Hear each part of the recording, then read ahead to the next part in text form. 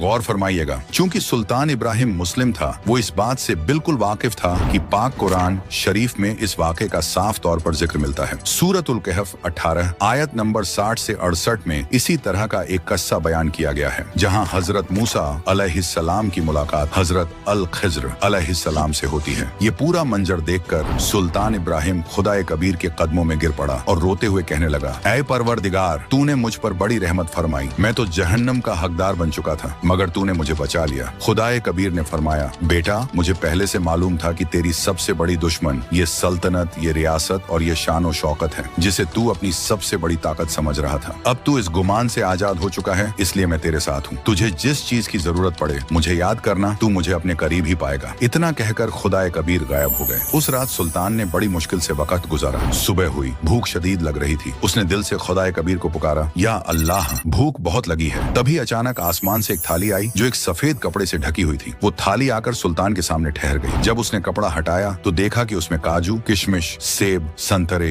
हलवा, खीर, पूरी, कचौड़ी और न जाने कितनी नियमतें रखी हुई थी। मगर ये देखकर सुल्तान इब्राहिम का दिल कांप गया। उसने फौरन थाली को फिर से कपड़े से ढक दिया, मुंह फेर लिया और कहने लगा, ऐ अल्लाह, तूने मुझे इन नियमतों के जाल से निकाला था, फिर क्यों भेज दिया? बस मुझे एक सूखी रोटी दे दे। ये सब देखकर अल्लाह ताला कबीर जी ने आकाशवाणी की ओर कहा, इब्राहिम, तू सफल हुआ। अब तेरी रूह इस गंदे दलदल से हट चुकी है।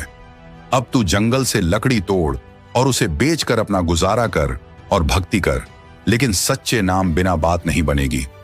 इतना कहकर अल्लाह ताला कबीर जी की आकाशवाणी बंद हो गई।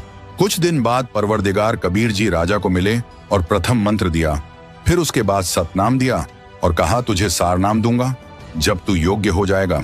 कबीर सागर के सुल्तान बोध में सफा 62 पर गवाही है। इबादत ही कबीर स्पिरिचुअल्स और अल कबीर इस्लामिक यूट्यूब चैनल और फेसबुक पेज पर तो देखना न भूलें।